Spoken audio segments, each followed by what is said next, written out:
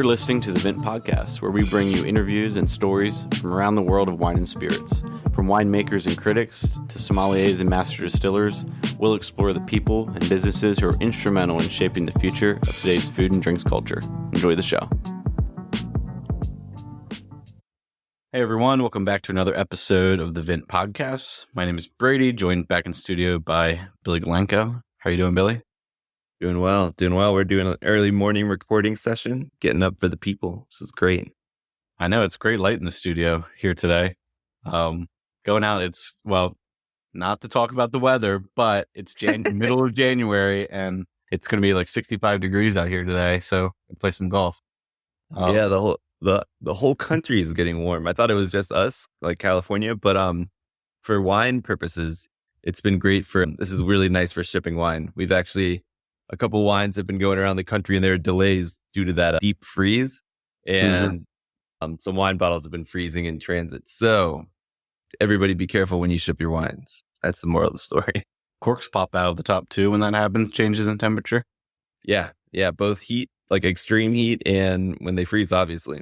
Yeah, when you insist that a wine shipper mails things, even when they recommend temperatures. Yeah, listen to them.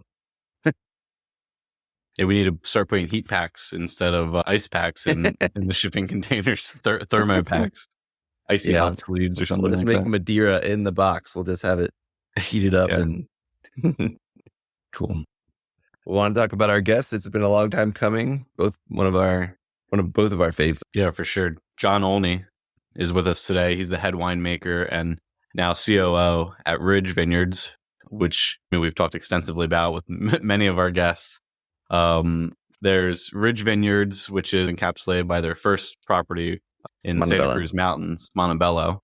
They also have Geyserville and Lytton Springs, which are their other two Zinfandel centered estates, and they have multiple bottlings of different single vineyards around California, all the way down to Paso. Do they go further south than Paso Robles?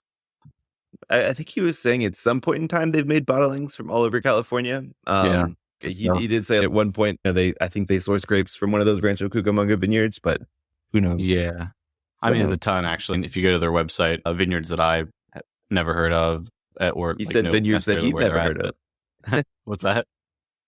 He said vineyards. It's like people will come up to him and be like, "Yeah, like you guys made this wine." He's like, "Cool, he's been there for 30 years and still learning things." Yeah, I think the newest vineyard that they have online, they have them here: Montebello, Lytton Springs, Montebello 1962, which we talk about a little bit.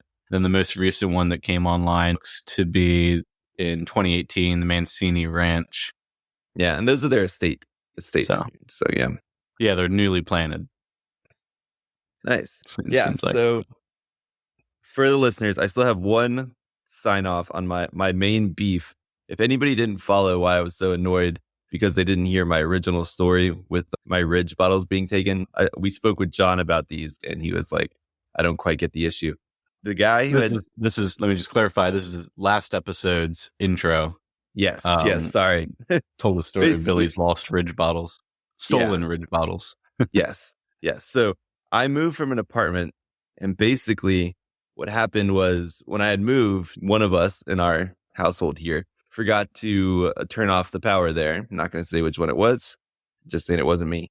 And I figured that out like a month or two later. We weirdly enough don't pay electricity in this house. Somehow we're off the grid. I can explain that later. But I thought I was still paying our power bill, but it was my old apartment. So I emailed the guy to let him know, hey, we've been paying your power bill. Just a heads up, you're going to start getting charged. And if you want to pay me for the months that we paid, you can Venmo me. He clearly did not Venmo me, but he did have my contact information and knew who I was. So when the Ridge started arriving, he could have very easily been like, "Hi, Billy, I have a package for you." Instead, he just chose to keep it for years. So I had an epiphany last night. That's the main reason I'm so upset with that guy. If he had no way of reaching me, then I'd been like, fine, keep the wine. He's dumb for mailing it here. But we had a way to speak. But you got the wines back, right? Most of them. He drank a half bottle of Montebello. Yeah. Oh no, and he drank multiple Chardonnays too. He knew he was a chef, so he knew what would age fastest and be most approachable young. So, oh my gosh, that's funny. Yeah, we talk a lot about those wines that that you had shipped there, the Montebello, with John on the podcast today. We talk about, we're in the interview today. We talk about their sort of growth from 1962 forward, their sort of how they stay consistent vintage to vintage across all their wines. They don't take a vintage off even with their top label, which plenty of producers do. They will skip making their top label in a bad, quote unquote, bad vintage. So John described that. We talked a little bit about sustainability and bottle weight, which we actually have a little, well, I have a little demo that we can do on bottle weight. And obviously we'll talk more about it in the interview. But this is something that's close to your heart, isn't it? Yeah, yeah. And even before we get into the bottle weight, I do want to mention, you mentioned the way that they do the Montebello each year. It's like an assemblage of Cabernet, Cabernet Sauvignon, Merlot, and the Petit Verdot that they have on property. So it's very much like a first growth Bordeaux approach to things. They basically see what's ripened each year, and every year the blend is slightly different to make the optimal wine. And to your point, maybe the quantities, depending on how much the yield was for any one variety, might change. So I think that's just another parallel with the Bordeaux wines that we don't think about so much, because not many vineyards up in Napa do that, because they don't plant different varieties to blend in always. But yes, bottle weight, near and dear to my heart. I'm thinking about maybe starting like a little side project just so I can promote the single possible thing that most wineries can change to have a better impact on climate change and lower their carbon footprint. And I've been weighing bottles for now 2 years because I just think it's fun.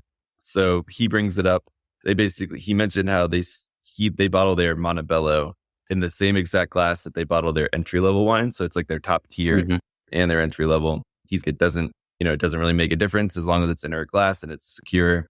It won't break easily. Their entry level wines are what, like $35, $40, somewhere in that range? I think they're a little cheaper. They're starting. They are now at my Trader Joe's as well as our Whole Foods. So I think they're like $25, $30. And I think last year I paid $35 from Ridge for the Montebello. So that's upon release too. Yeah, upon release. Just giving a sense of a $200 difference between these labels, top, bottom of their portfolio. Yeah, and the Montebello is meant to age 20, 30, 40 years plus. Like the glass will be sustainable. But yeah, so we're going to do a little demo here, inspired partly by, for those watching on YouTube, I got this bottle of wine last week. It looks like a plastic water bottle in the shape, I'm trying to think, but it's tall and skinny with a little screw cap on top. And I got it at made by Billy D. I don't know if you can see, but it's actually Billy. So I didn't pick it just because of that. I thought this was really cool because it's a nice light packaging. It's meant to be drunk young, so it's clear glass. But this has 90-year-old Carignan vines, like juice from 90-year-old Carignan vines. So it's like a 12.5% low ABV bottling. And I just thought that was really cool and a nice alternative way to be like, it doesn't have to just be either big bottle or box or can. There are like middle grounds. And if people are willing, especially for wines like these that aren't meant to age, I think they're great solutions. Yeah, you say it's 500 milliliters. It's to me, I haven't seen that bottle before, but that's, I think, perfect packaging for that style of wine, a wine that you're going to have through the week. You're going to pick it up while you're doing groceries, drink it that night, share it with one other person. That's perfect packaging. I'm not sure I'd like to see all of my wines, and it's probably not good to have all of your wines that are aging for 30 years in packaging like that. But I think it's perfect for 70%, 80% of the wine that people are picking up. Yeah, or wine like this one's meant to be drunk young, easy drinking. Bring it to like a picnic, or you bring it to somewhere, or you can close it again. Say you do go to a picnic and you only want a glass while you're there and another glass at home. It makes sense for these simpler wines. But then you have an example of a flagship wine here. Yeah, so I wouldn't say the name of this. Not that I'm not necessarily at the stage of knocking producers big time for too heavy of bottles. Billy might be, but this is an extreme. This is a producer in Virginia, really a top producer in Virginia with one of the, I'd say probably top 5 or so wines in the state. This is a $75 bottle of wine, and it's huge. I'm just going to weigh it here, and comes out to 1,064 grams, which over is a kilo, more than 2.2 pounds. This is an empty bottle, by the way. There's nothing in it. 2.2 pounds. Yeah, it's over a kilogram. That's wild. Well, let me grab. Yeah, so that's over 2.2 pounds dry. So with juice in it, or with wine in it, that's over Actually, 3 pounds. I didn't have a full wine bottle up here, but I have a 750 whiskey bottle, which just to demonstrate with liquid. So with liquid, a full 750 milliliter Weller bourbon, 1100 grams. Yeah. So only 60 grams lighter than a full bottle of bourbon. Yeah. So that bottle, I mean, that wine bottle is heavier than a bourbon bottle dry, which, I mean, bourbon bottles have that thicker base. And Yeah. And let me just, while I have it out, I'll weigh my DRC bottle I have up here. This one's 810 grams. I was 750 to 8. Yeah. The other end of the scale is this Art Space Winery in Santorini, Greece, one of the lightest bottles that I have empty at the house. And it is 450 grams. Yeah, over almost 600 grams difference between this lightest bottle here and the particular Virginia producer glass. Yeah, massive differences in terms of the way that some of these bottles can look across the industry. Yeah. Like the main things when I think about glass that I don't think, or not when I think about it, then when I've been looking into it more, people don't consider. One is the raw materials and the whatever goes into making it. But that's going to happen regardless. And glass is good because you can also recycle it pretty easily. It's much more recyclable than like plastic. But the other piece that you don't think of is like that heavy bottle had to be first shipped to the winery. So however far away it is, luckily, I think COVID made people think about where they're getting their glass from a little bit more, because as the lockdowns happened throughout the world, a lot of glass was actually exported from China. So people, I think, started looking for more local sources, both in Europe or a lot here in the US. So that helps the distance that it has to travel before reaching the winery. And then depending on the wine, these could be exported all over the world. So then you also have to think about how far that weight has to go. So there's a lot of these different variables that just lowering it by just 20 or 30 grams, not really reducing anything that noticeable for most wines, or maybe like making the bottle of a dry wine a little smaller. It's not necessarily important for some of those wines. Things like champagne will take a little bit more research, but I think some of these are pretty easy solves. That's one thing. The glass is just super thick in general for this really heavy bottle here, but the punt is also huge. And not only deep, but thick, definitely adding to it. But you're talking about almost 15 pounds per 12 bottle case between this lightest bottle here and the heavier bottle in terms of difference. Which, put a bunch of those on a truck, or 15 pounds. I would think that has to add $20 or more to shipping. Oh yeah. Per case. I'm not sure how much it is to ship 15 pounds, but I could pull up our FedEx tracker. I'm not shipping wine every day, but yeah, like our rule of thumb, which is like overkill, is like 3 pounds a bottle, just to make sure that we're not undercharging anything, because we don't know which bottles it is. But like, it's usually like $5 a bottle, right? It's pretty standard shipping for like if you're shipping a case of something. Yeah, I mean that's what the Vin marketplace charges right now. I can say that. But yeah, no, it's really interesting. I will say some people argue that the deeper punt at the bottom, so the punt is that indentation at the bottom of a wine bottle, for wines that are meant to age, is meant to help catch the sediment around the side a little bit more. But to Ridge's example, you can have a fairly simple wine bottle and then just decant it. Take your time pouring it out. Don't dump it out. Even if a wine's aged on its side, you turn it up before you pour it out. It'll settle at the bottom, and then just pour slowly. use a light and see it. I think you'll be pretty good. I don't think those deep punts are helping that much. Now, when it comes to sparkling wine, they are a little bit more important, but we can figure that out when we get there. Yeah, and I think ultimately, I think you were right to say that some of the points that people make around the use of fossil fuels in the production process and making quote unquote more glass, I'm not sure a lot of that is super compelling given the recycling components. And like you said, a lot of that production is happening regardless, and we can reuse some of that. But moreover, just for the consumer, lighter case to lug around and get into your house or storage facility. Usually these bottles, the heavier, larger bottles, just don't fit into your cellar as well, which I think we talk about in the interview of that being, hey, just give me something that fits into my wine rack at home and doesn't take up excess space. I think those are huge points for anyone who has a cellar that thinks about that. Exactly. Like, even if you don't care about the world, or I guess climate change. Yeah. Like it would lower shipping costs for whoever's shipping it for you. Sure. It would make it easier to store at your place. So it would basically make it cheaper regardless. So it's like, cool. Hopefully wineries wouldn't just pocket that difference. But yeah, I think in the long run, it's better for everybody. So big light glass guy. One last thing before we leave. So when I was buying this bottle, they had a bunch of random natural wines there, and I saw a bottle that reminded me of Vince. There was a Texas wine there, so it was labeled as Texas High Country fruit. So like I was saying, most of it's grown in that northwest corner. Not sure what it was bottled. Didn't look at it that closely, but mysteriously it was said 100% grapes, like made from 100% grapes, and I was like, does this producer? I haven't looked them up. 100%. Wasn't that their the Welch's slogan? Yeah. 100%. Yeah, I was like, I didn't look up the producer, but I'm like, do they make other things, co-ferments, or are Texas people just like, not used to Texas wines being 100% grapes? Like, it was just weird to me. I was like, this is a completely normal bottle otherwise. Like the whole fruit wine thing in the South. But I guess I normally think of that more as the Southeast versus the Midwest or Southwest. Same. But in the fruit, that has to be why they do that, because of the fruit wine. Yeah, they have to make something else, because I was like, this is a completely normal label. Otherwise, this is kind of weird. But yeah, Texas wines here in California, they're coming for us. Or maybe it just means nothing added.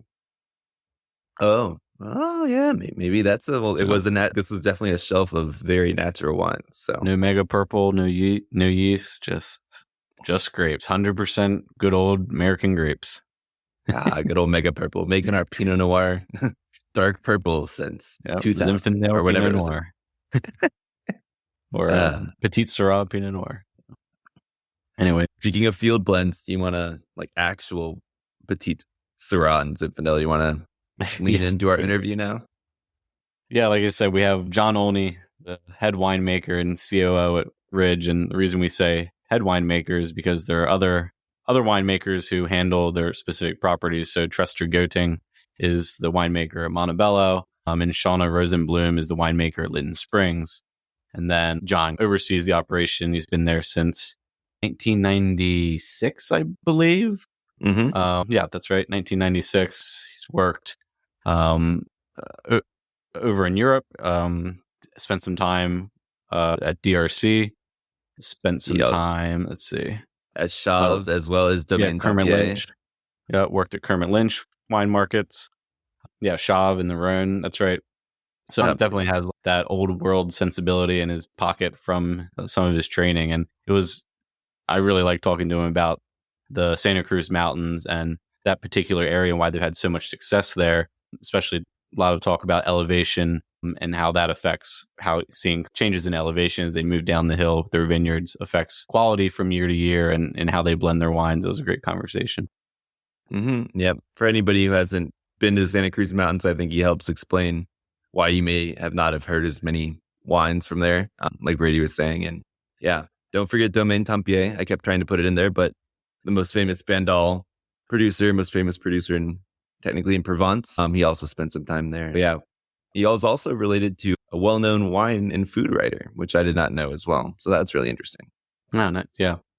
John was very generous with his time and I think gave us a ton of jumping off points, both for the history of winemaking in that area of California generally. The name of Ridge means a lot to the California and American wine scene. Well, enjoy the interview with John Olney.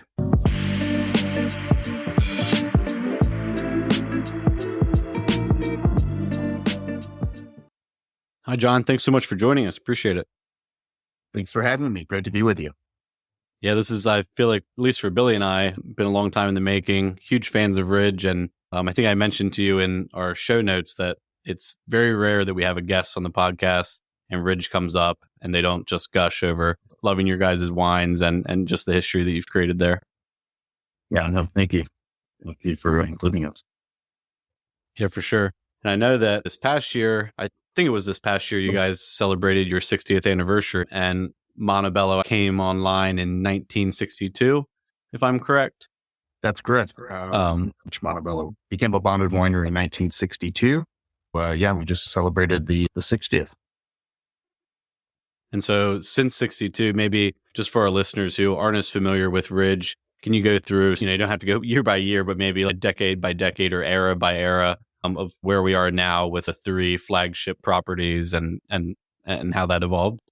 Yeah, absolutely. So, if you go to 1962, then it was founded, the original founders were actually computer engineers, if I guess what we would call them today, from Stanford. And they wanted to get back to nature. So they found this abandoned property up on Montebello Road, between 2,000 to 2,600 feet in the Santa Cruz Mountains, overlooking what today is the Silicon Valley. And so that's how Ridge got started. And there was a old Cabernet vineyard that they made a few barrels from, and were so taken by the quality, they said to themselves, because we don't have much experience making wine, we didn't do any tricks here. The quality must be coming from the vineyard. So they went, at that point, they began replanting the grapes in the vineyards on Montebello. And in the meantime, they went they started going around California looking for similar vineyards. And what they found instead of Cabernet vineyards, were these 110-year-old Zinfandel vineyards. And so they said, let's try some of these. And that's how in the mid 60s, that's how Ridge became involved with Zinfandel. We made our first Geyserville in 1966. And then a little later in 1972, we made the first Lytton Springs. And those two wines really form kind of the triad, if you will, of our estate wines. So you have Montebello, which is the Bordeaux varietals, and then you have Geyserville and Lytton Springs, which are two sort of flagship Zinfandel-based wines. That kind of gets us into the 70s. In 1969, Paul Draper joined, and Paul really brought this sense of the selection process, of really fine tuning what we were putting into, for example, the Montebello, and I think really improving the overall quality of it. And he also brought with him, Paul had spent a lot of time in Europe.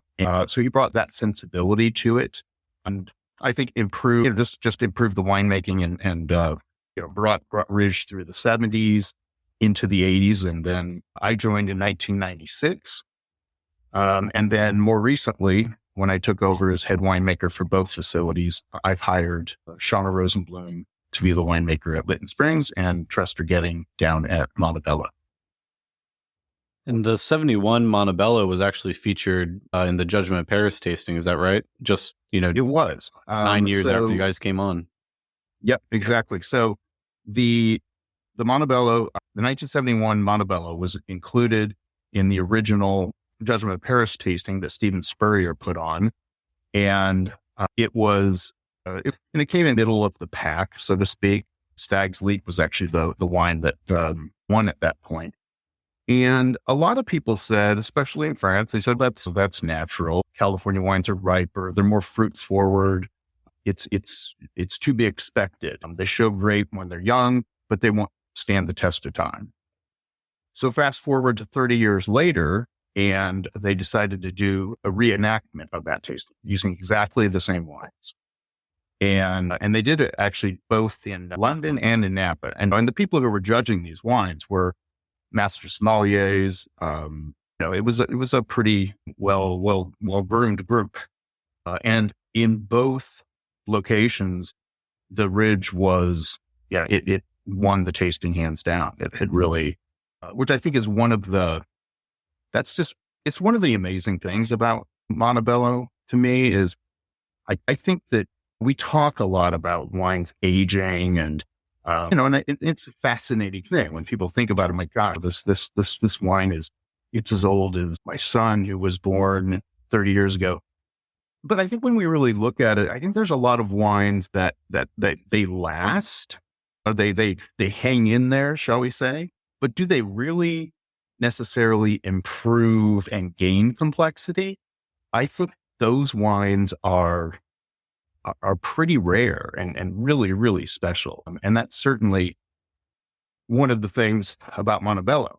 In fact, I was just at Boulevard in San Francisco, and we were having a sort of a company meeting, and I brought a bottle of the 89 Montebello, which was just Paul was there, and he said, "Oh, the 89, I had it out of half bottle, and I thought it was fading a bit." We were all a little tense. Maybe it was because it was out of Magnum, I don't know, but the wine was beautiful. Wow. Yeah. I think that's a great point you make about the ability to age. I just wrapped up my diploma and hoping to do the Master of Wine piece. And that's part of like when you're trying to designate a wine as something that's very good or beyond, and then they ask you about the ability to age. Sure, this wine can hang on for 5 or 10 more years, but will it actually improve? That remains to be seen. So I think that's a really excellent point. And speaking of that, you have some experience personally of traveling around Europe and actually working with some wine producers who make wines with these abilities to age. Do you want to give us a little bit of your background as well? And then we'll dive back into Ridge. Sure. I started going to Europe at a fairly young age. My mom's from Austria, so that got us over there. And I had an uncle who was a food and wine writer, Richard Olney, and he had moved in the mid 1950s to France, and he lived in Provence. And there was no such thing as a trip to anywhere in Europe without visiting him. And he had an incredible cellar. And so we would go visit there. And that's where I started getting introduced to the wines, Hermitage from Chave, Bandol from Domaine Tempier, of course, the first growths, wines from all of the great Burgundian producers. So later on, when I joined Kermit Lynch and I was working for his import company, I began getting more interested in winemaking and started doing some internships, first at Domaine Tempier, then with Chave, and then finally with Aubert de Villaine he did not turn the reins of making Romanée Conti over to me, but I worked primarily at his own personal domain down in the small village of Bouzeron. Cool. What would you say would be, were there any consistencies or things you saw in all three of those world-renowned wineries that you maybe brought with you when you came to Ridge? Yeah, I think it's funny. People will ask me what was the secret that they taught you, and what was that little gem? And in terms of a common thread, I think, which I like to think is also runs all the way through the wines we make at Ridge, it's really that when it comes to the wine make, look, the better the raw ingredients, the less you have to do, and that winemaking to a certain degree is a sort of a discipline of being minimalist. One of the things with a friend of mine has an expression which I think is it just really hits it right on the note, which is the hardest thing to do in winemaking is nothing, because the temptation to really want to step in and just make the wine is always going to be there. So yeah, and that's certainly very much the case. If you go to Romanée Conti, if you go to Chave, if you go to Domaine Tempier, it's, they concentrate on farming the best grapes they can, getting the right concentration in terms of yields, and then really doing pretty basic things in terms of winemaking. They're not adding this and adding that. They're kind of letting the process go on its own. And I think a really impressive thing about what has been built at Ridge is, and I don't know the total case production across all of your labels, but how consistent and both consistent and high the quality is from your most affordable SKU all the way up to Montebello. There aren't many producers that have such a broad portfolio that are able to achieve such consistency and quality across their entire lineup the way that you guys are able to. You have to think that has to do with some of the things you're just mentioning. Yeah, absolutely. And that's one of the, it's one of the things that we're very happy to hear a lot from people, is that we're able to maintain that consistent, and deliver the quality. To a certain extent, a lot of that can get back to what I was saying, for example, about Paul and just that whole selection process and being really rigorous and always, if we need to declassify this block, for example, in the Geyserville vineyard so that we can make a better Geyserville, that's what we do. And I think when you see it a lot when we go through some economic dips, for example, we often find that our sales actually take a tick upwards. And I think that maybe one of the reasons is that, when times are a little tougher, people are going to be, they're going to be maybe a little less adventurous, and they're going to want to really go back to something that they've had good experiences with throughout the years. Yeah, I want to jump back just a little bit to talking about some of the individual estates. And I guess the main question that I had on my mind when thinking about Ridge starting out in 62, in the Santa Cruz Mountains, why the Santa Cruz Mountains other than that's right there in that burgeoning tech hub? But when I look at that Judgment of Paris list, for instance, most of them are from up in the valley. I mean, I saw Maya Kamis there, which of course there's some elevation involved, which, so there's some similarities there. But can you just talk about the Santa Cruz Mountains, what makes that place special, and why, given your success in that area, we haven't seen maybe a little bit more prominence move to that area of California? Yeah, for sure. And it's a really good point, because I, for example, if I go out in the market, if I'm doing a winemaker dinner, if I'm presenting Ridge, especially if you're presenting Ridge to maybe a group that's newer to wine, one of the first things I have to explain is really to say, yes, this is a wine that's made with the Bordeaux varietals, but no, it doesn't come from that. But it comes from an hour south of San Francisco rather than north. It's way up in the mountains here, because it's natural, I think, to assume, because a lot of most high quality Cabernet comes from California. I think certainly a lot of it comes out of Napa. So yeah, and that's, if you go all the way back to the original founders, there was a couple of interesting. I found a few sort of memos and diaries and whatnot that were kicking around from from Dave Benyon, Hugh Crane, those original founders. And it was interesting because they said right off the bat that we want to make the greatest Cabernet that's ever been made in California. And we think we can do it because of how unique and special this site is. And if you go up to Montebello, first of all, you're at high elevation. Second of all, and perhaps most importantly, is Ridge got its name because all of our vineyard parcels, they're very balkanized throughout the mountain, but they simply run right along top of the ridge. And the Pacific Ocean sort of acts almost like an air conditioner. And it's really the first thing that all that cold air hits. And that allows us to get the grapes to perfect physiological maturity without getting into higher sugars, which then, of course, becomes higher alcohol. It really offers the opportunity to start off with just perfectly balanced fruit. And that's, getting back to the wine aging topic. I think that one of the things I think you hear winemakery on more than anything is it isn't necessarily how much tannin, it isn't necessarily how ripe, it isn't necessarily any the sort of, so to speak, the size and the full bodiedness of a wine that makes it, that allows it to age. It's the inherent and the original balance of all of the important factors.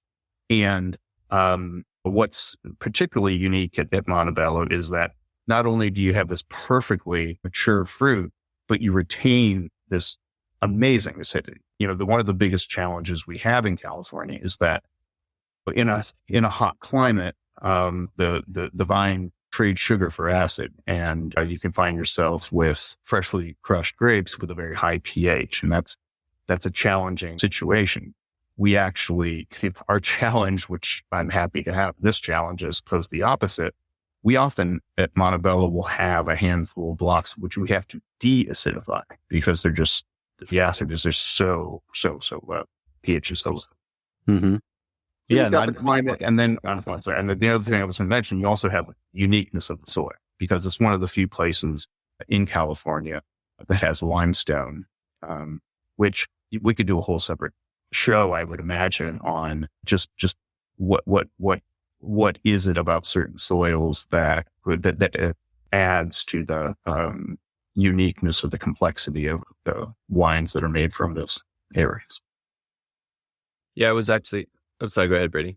No, well, I just wanted to slip in one thing to kind of juxtapose what you were just saying about the Santa Cruz and the Montebello location with the efforts at Lytton Springs and Geyserville with Zinfandel, because a markedly different elevation, a different variety that are going to ripen differently than those Bordeaux varieties that you're talking about.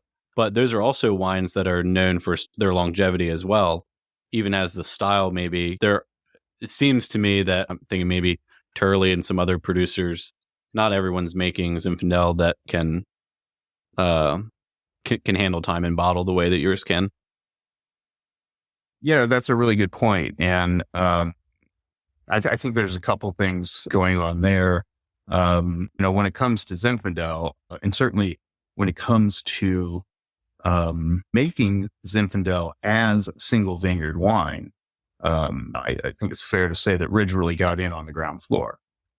The Zinfandels that you see in our portfolio today are really the culmination of having, I sometimes I wonder if it isn't true, but Ridge at some point has probably made wine, at least for a vintage or two, from just about every old vines vineyard in California.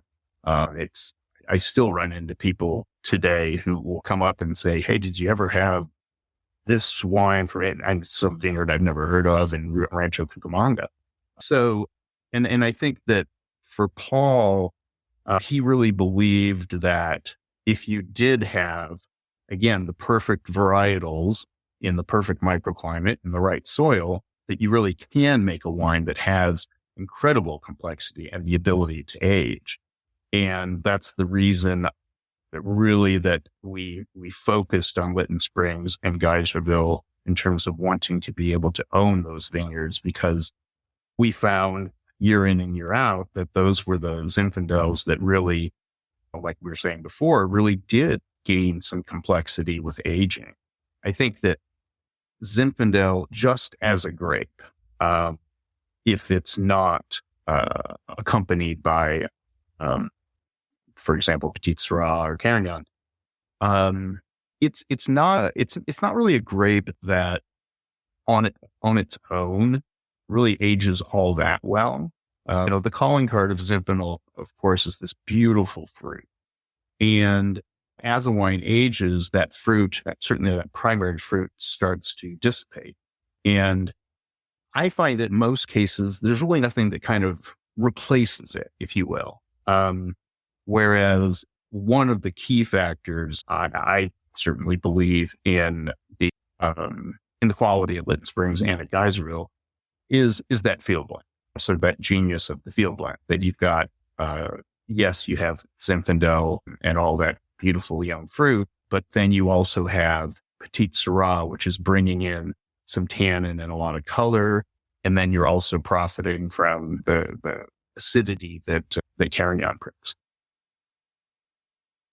Yeah, that's similar to in between where I was going to say maybe you're slightly inspired by seeing some of that in the Rhone Valley. I know Syrah, and I know Chave was not making those blends, but you're probably exposed to those. I was just going to mention, it's funny you brought up Rancho Cucamonga. This is the second podcast in a row we will have talked about it, because we had Raj Parr on last time, and he's working with some of those old vineyards out there. But people kind of, I was going to mention, my fiance is from San Jose, and I'm still flabbergasted every time I meet some of her friends that haven't heard of Ridge, even though they grew up. Like I can almost see her house from like Right. Montebello.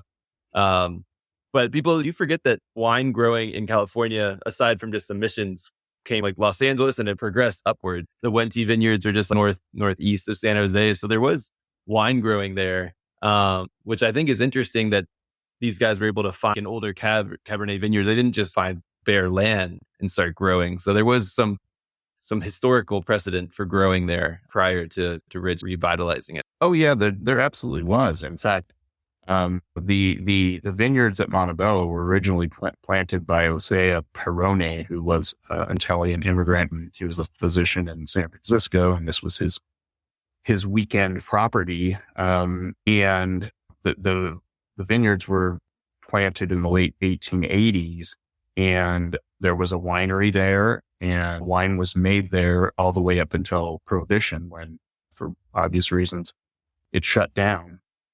And it is interesting if you think about a good question. So how come we don't see more wineries in Santa Cruz Mountains? How come what's going on there? One of the interesting things about Santa Cruz Mountains, about the Appalachians, one of the very few appellations in California which is defined by its elevation. It's in the mountains, whereas if you look at so many AVAs, it's valley, valley, valley. And the difficulty, the cost, just everything that goes into trying to plant vineyards in the Santa Cruz Mountains, much less try to then operate a winery there, is very challenging. I think you also have, given the way things have evolved with the Silicon Valley, look, land is not cheap there. And I think that's another factor that goes into it. But I think the fact that, just as an example, you can see Mount Eden from just about any part of the Montebello vineyard. As the crow flies, I don't know, 4 miles. But if you're going to drive, it's a 45-minute drive just to go down the hill, go over there, go up the hill. And that's just to give you one example. I think that's really the difficulty is the main reason. Yeah, I was actually going to mention that because we went and tasted once. We actually visited Santa Cruz, the town, and tasted on that side, which is more exposed to the Pacific, so it's cooler varieties. And then I was like, all right, cool, we'll go drive up to Montebello and then head over to your parents' house. And then the drive looked so short, but then going through the mountains, it took forever. I thought we were going to be able to stop elsewhere. Nope. So, yeah. I guess I had one other question. So at Montebello, how do you guys instruct that blend each year? Because I know I have had your estate wines, obviously from the same property, and then the Montebello. Can you explain a little bit to our listeners kind of the art of the blend that goes in each year? Because they're obviously not all the same. Yeah, absolutely. And that's a key difference between the Montebello as opposed to, say, Geyserville and Lytton Springs and our Zinfandel-based wines, which is that the various blocks that make up the Montebello vineyard, those are planted to single varietal. In other words, there's a Cabernet block, there's a Merlot block, there's a Petit Verdot block. And so and really all, you count them all up. Sometimes we'll divide one block into a sub block for a given reason during a specific harvest, but it comes out to about 50 blocks that are scattered all over the mountain. It goes from the Jimsonare Ranch, so also called the Klein Ranch, at about 1,800 feet, all the way up to the very top of the vineyard at 2,600 feet. And it's spread in, it's 3 separate ranches. We have the Torrey Peroni are sort of kind of consider them one because they're almost contiguous now. And then you have the Riston Ranch in the middle, and then at the lower elevations is the Jimsonare. So as we pick each one of these blocks, we ferment them separately, and then it goes through malolactic generally in December and January. In February, we'll get together and we just set them up, usually in flights of 6, and just taste through them, tasting them blind. Obviously, we know what the vineyard is. We know what these blocks are, but we don't know what any given block is. And then we just select out which are the wines, tasting through them, that seem to be built the most for aging, which are the ones that seem to have the best balance. And slowly when you select those ones and then you combine them and then you do another flight and then maybe there's 2 of the 6 here that are of Montebello quality. So you've you're creating the wine each year through that sort of assemblage process. Having said that, and given how many vintages Ridge has made of Montebello, we found that in general, the top blocks, the blocks that we really we're always putting into Montebello year after year, come from the upper elevations. And the ones that are perfectly good, but maybe evolve a bit more quickly, go into our estate Cabernet. So, and that's kind of how we make that division. So going into any year, for example, take the 2023, we have the 50 or so lots that are still separate. And in the second week of February, we're going to get together and we're going to go through that process. Really, until February, we don't really know how much Montebello we're going to make until we get through that process. Has the volume in terms of production at Montebello changed over the decades a significant amount? Or do you talk about case production? I'm not sure. Do you list that on the bottles or anywhere? Listen on bottles, but yeah. I don't think so. No. But so with Montebello, when we put it together, we have, well, let me back up for a second. We have gone through I think it took 35 years. The Ridge is surrounded by what's called the open space. Basically it's public space that is obviously not developed. And Ridge had a lot of sort of steep terrain that supports wildlife really well, but just is not plantable. And it took about 35 years, but we finally were able to make a trade with the open space so that we got some of the old vineyards, which actually used to be planted back in the 19th century, and traded them for this other land. So we have begun to, and we began really about 10 years ago already, to replant those vineyards.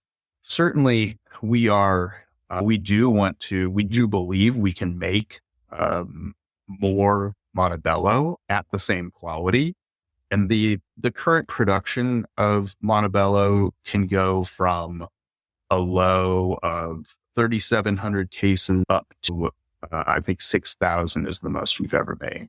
So that's a general, and so what I would see is, and it's certainly our hope, that we can get up to the ability to be making 5,000 to 6,000 cases a year consistently, because we've got the depth in the bullpen, so to speak. Yeah, that's interesting. I like the idea of, there are many producers I know where their flagship wine, they'll only make it in a certain year, or they might go 2 years without making it, or more. And this idea that you have a certain standard of quality that you know that you can achieve every year in certain plots. And then I guess it just maybe working down the mountain, how many more can we continue to include? Which maybe brings us to talking about some recent vintages. California in general has enjoyed some really wonderful years over the last, 10 or 15 or so vintages. I'm thinking back to 2012 forward, maybe. Can you talk about some of maybe the standout harvests during this recent time period, and maybe not sure effective fires and things like that? And I'm over on the East Coast. It rains here. You maybe talk through some of that. Yeah, there's no question. I think that when I just to throw out a year as a reference. When I really started taking over and making wine up at Lytton Springs, say around 2000, 2001, it was kind of uncanny. We really weren't seeing, I certainly didn't think we were seeing the effects of any climate change at that point. Yes, it was warm, but you could kind of count on when harvest was going to start, more or less, how long it was going to last. And then, I'll never forget, we hit 2010 and it was just this bizarre situation because it was actually quite cool. And we're getting into August and you still have Zinfandel that hasn't quite made it through veraison. People started going out, pulling leaves and naturally to get more exposure to the sun. And then all of a sudden we had 3 days in a row where it got up to 110 degrees. And even at night, it was above 80 degrees and it just fried the grapes. And everyone just said, wow, we've never seen this. I've never seen anything like it. And I think the assumption was that's just that's a 100-year, once in a 100-year event. Unfortunately, I think we've seen that there's been a lot of years, especially if you get into 21, where now we were really facing the drought, and then you have some real big heat waves right around Labor Day. That's become a big challenge. That's become, you really try to get your strategy with the likelihood that something like that's going to happen. As an example, we really were very, very conservative about pulling leaves now because of the dangers and risks of sunburn. And then you mentioned the fires. I mean, it was a really, from 2017 to 2020, I would say those were, in my 20 some years, by far the most difficult vintages I've ever been involved with. 2017 was the first fire episode down in Santa Rosa. We're tail end of harvest and it's 3:30 in the morning and you've got people knocking at your door who just, their house just burned down. And then 20, obviously the big challenge, for 20. And this is, honestly, I think this is probably the scariest situation, what we have to think hard about and, how we plan. The fires, typically the fire season starts late in the year. Usually the last half of October and November is where the winds shift and we start getting, instead of the winds coming off the ocean with some moisture and cool air, all of a sudden it comes from the east and it's just bone dry and hot and really windy. And that's what usually causes fire. So in 2020, it was, we just had this sudden series of lightning strikes. So there was just, there were fires going up everywhere. And it was the first time I'd ever experienced. And I think it was the first time, I'm going to say for most California winemakers, where we experienced smoke while the grapes were still on the vine. And there really was, California, honestly, was not prepared. We didn't have labs who were able to give us any real-time data. And a lot of times you would get the data and you just don't know what it means. If I get lab data for volatile acidity, for Brettanomyces, I can look at it and I know exactly what I've got in my hands and how to react to that. So 20 was really difficult. And in the end, we made the wines, we aged them out, and then we just sat there and kind of tasted them really ad nauseum to see and really call out anything that was suspicious.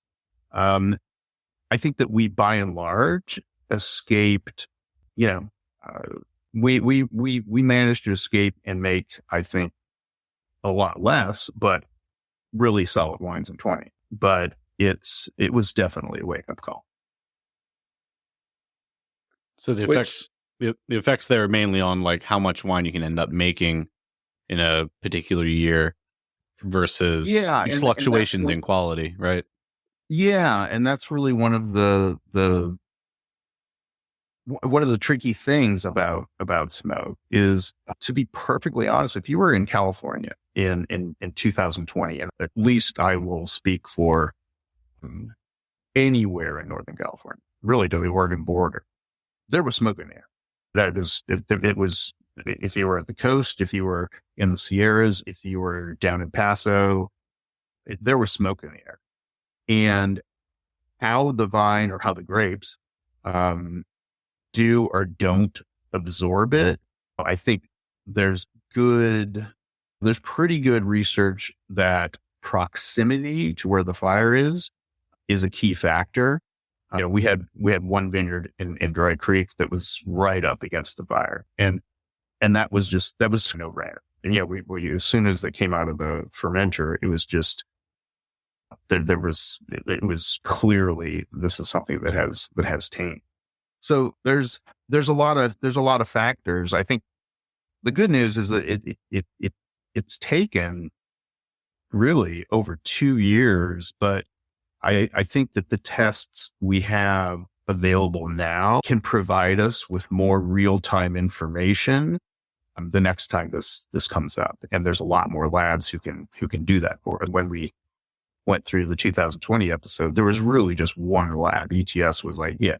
And when everyone sent their samples there, and it started off with, it's going to be a 5-day wait. And then literally by a week later, you were sending samples in, and it's September 2nd, and they're giving you late October for when they're going to have results. So clearly. I have 2 quick questions on that. So I was working at a producer who had vineyards, or I was working on their estate stuff in Paso and Monterey that year. So I know they were doing a lot of this as well. It was a lot less intense down there. 2 questions on the smoke side. One is it true that smoke taint, even if it's maybe undetectable aside from in tests, really expresses itself more as the wine ages, which is part of the difficulty? If it's not super evident there, it will be down the line. And then 2, when you have to declare wines like this vineyard, we can't make wine from this, we've done a test. When you're applying for insurance, you can't do anything with those grapes after, right? You can't sell them to somebody for distilling. You actually have to let it completely all go away. Yeah, that's the, yeah. So first question, that was something that we had heard too, that is that you could have a wine that tastes perfectly normal, and then say 2 years down the road, it begins to show up. I think that, and of course you'd really need to test that, right? And this is the first time we didn't have prior data, prior information really.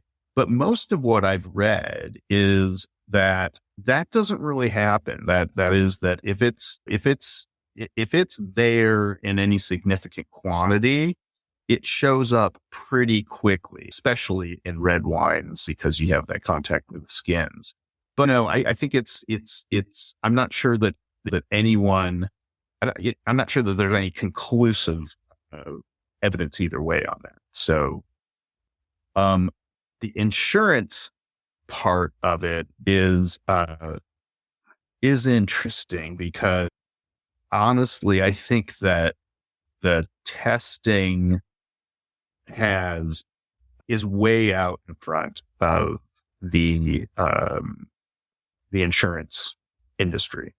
And I think that the bar for declaring a loss is it's pretty reasonable. So if in other words, you don't have to submit tests, submit tasting samples and that sort of thing. So, but yes, if you do declare that the wine or the grapes are unusable, then you can't use it. And then now you're dealing with the how do you dispose of it? I think the probably the golden rule, if this occurs again, is to be ready to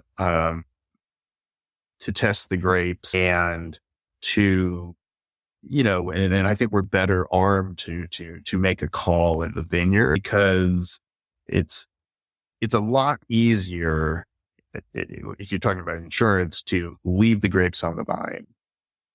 You file a loss, it's game over.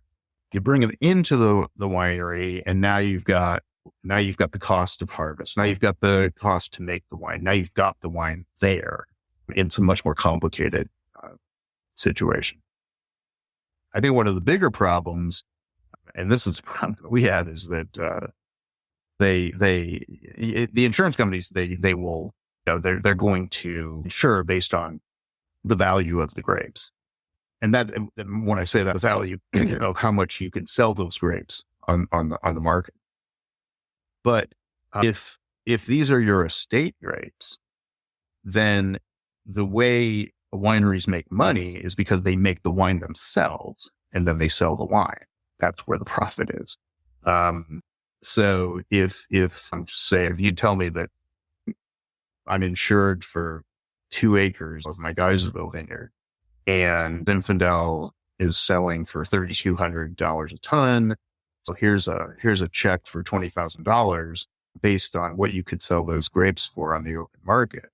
That's a drop in the bucket compared to what you could then sell the wine for. So that's kind of what I mean when I say the insurance companies haven't quite caught up with the realities of what it's all about.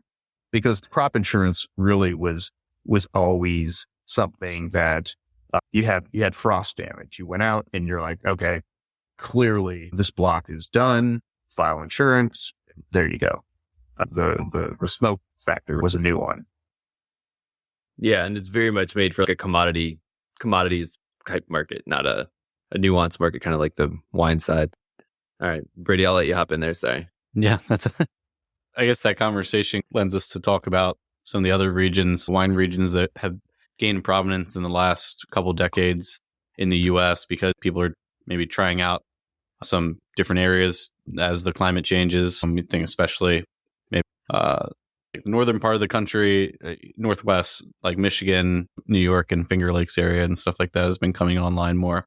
I don't know how much exploration you get to do, but do you have your eye on any emerging regions here in the U.S. that you're like, I'm really interested in what they're doing, or I like that producer over here. I think that their approach is smart. Yeah, any comments on emerging regions? Yeah, I can't. There's not one specific region that I would point to, but no question that there's a much greater interest in everyone. I think certainly we have our eyes on opportunities that are closer to the coast. Not only because of the cooler climate, but you get better. It's more advantageous in terms of rainfall. In California, the rain falls as soon as it breaks ground, and then the farther you go east, the less rain you get. On that same note, impacting the fires too. You guys are doing a lot of things in terms of sustainability, doing your part to, I guess, combat climate change or evolve to better produce wine in it. Can you share some of those efforts and things that you've seen that maybe were done as part of climate change, but you were like, wow, this is actually something we should have been doing anyway, and it has actually enhanced things in a way that you didn't expect? Yeah. That's a good question. I guess I could point at one that we just actually completed, and that's so when we talk about the impact on the environment and you audit the wine industry, one of the things that really stands out is wine bottles, glass. Glass has the advantage of you can shape it into various shapes. You can, it's inert. That's probably its greatest value, and it receives a core perfectly. So it's been the container of choice for hundreds of years. But to manufacture glass, you need to heat up the raw materials, the sand, the soda ash and whatnot, to extremely high temperatures. So you're liquefying rocks, really. So, and that takes a lot. That's where a big part of the carbon footprint is. And then when you start looking at choices, things that wineries, where wineries can make choices, one of the things that comes up is how heavy is your glass? Because there's a huge range. There's glass that's as light as 400 grams a bottle up to well above 1,000 grams, more than a kilo. And so we did it, we audited ourselves. These are what have we been using and where are we and are there changes that we could make? And we found that we were, I think, maybe pleasantly surprised that we were already on the lower side. Our bottles, our sort of standard bottle that we used at Ridge, was 575 grams a bottle. And so we started looking at not only can we find glass that's lighter weight, but most of our glass was coming from Europe. So you had the extra shipping, and we were able to find a vendor in California and glass that we began using about a year ago. So I guess all of our 2021 vintage wines went into glass that weighs about 460 grams a bottle, shaved off a fifth of it. Obviously, that's less glass that needs to be made. And it's also, when you start adding up those weights, it's less weight that has to be transported, which of course means there's less fuel involved with transporting. So I think that, to me, that's a big opportunity for wineries to make a change, because there's really only two things that go into the choice of a bottle, right? You want something that has the integrity. It's not going to break during shipment. And then there's, so to speak, you got form and function, right? So that's the function. The form part is, certainly there's a lot of wineries who feel that heavier glass makes a bigger impression on the consumer, that this is a complex wine, that this wine merits a higher price, that there's added value in that. And I really do think that's something that the industry really, I think, needs to sit down and really revisit that, because I'm glad that that's not the approach that Ridge ever took. Our Three Valleys, which is our entry level wine, as well as Montebello, which is at the top of the wines we make, it all goes into the same bottle, right? Using super heavy tapered shoulder, and that's something I liked about Ridge, that then they never did that. They really, I think it speaks to a belief that not only a belief that it's what is in the bottle that counts, but also that our customers, they know how to taste wine, and they'll decide based on what, the quality of the wine, not the weight of the bottle. Yes, I'm a big bottle weight person. I've been trying to figure out how to be more of a proponent, outgoing in terms of the carbon footprint of your wine bottle, and thinking about that. Because outside of things like sparkling wine that are fully sparkling and above a certain amount of atmospheres, there's literally no reason to have such heavy bottles for still wine. No, it's absolutely true. I don't, I simply just heard this, that there's some journalists wine reviewers who are refusing to accept and review wines if they're put in a bottle above X amount. It's interesting. That is interesting. Yeah, I saw a post from Karen McNeil this week, although she doesn't really review wines, but still. Yeah, there's a producer, I won't name them, out here in Virginia, that their bottle has to be over 2.5 pounds. Has to be. I haven't weighed it, but it's heavier than most bottles empty when full than empty. Right. And it doesn't fit in your cellar. That's the other thing. You hate that, those weird shapes. Yeah, it's in my, it has to, it's the base of in my fridge. It has to be in the base. But I definitely hear those things. John, we're running up against time for you. I don't want to keep you too long, but any kind of sort of last comments? I know we moved from a little bit of the history of Ridge to Montebello and some of the things that makes that wine distinct, which I think we could stay on forever. We didn't get to a ton of the other estates. Maybe we'll have you on in the future. But is a lot of optimism for this upcoming vintage. I guess maybe we can leave there and close out. Yeah, definitely. You talk about, just swings and the difficulty of knowing what to expect in terms of climate. But after several years of drought, low yields, the vines we had a heavy rains a year ago. The vines rebounded. There was lots of moisture in the soil. They're healthy, great canopies. What really, it was a return in a way to older or past vintages, in the sense that we never got that sort of heat wave. So we were waiting. And we finished harvesting at Montebello on November 10th. So it was one of those vintages like years past where you're up against, gosh, are we going to get the grapes ripe before the rains hit? So, but I'd take that over heat waves and any problems with sunburn. So no, I think we've got some really terrific wines, and it's could use more vintages like that. Awesome. Well, thanks so much, John. Really appreciate you spending the time. Very generous of you to stay on with us for so long, and thanks for sharing about, I think probably one of, if not the most iconic winery in the U.S. right now. I know it's consistently in rankings globally for top 10 producers in the world, and that's quite an achievement for a relatively short history. When we compare to old world counterparts. I really appreciate you sharing and depth of knowledge. So thanks for including us.